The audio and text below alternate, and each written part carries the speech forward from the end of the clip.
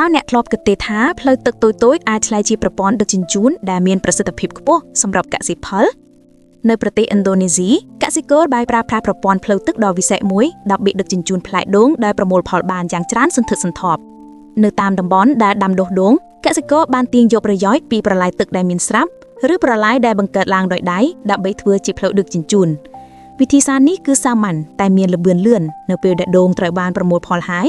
កសិករបានប្រមូលផ្ដុំដូងទាំងនោះនៅក្បែរប្រឡាយទឹកហើយផ្លែដូងដែលអណ្ដែតលើទឹកក៏ចាប់ផ្ដើមហូរទៅតាមចរន្តទឹកយ៉ាងលឿនទៅកាន់ទីតាំងប្រមូលផលដែលបានកំណត់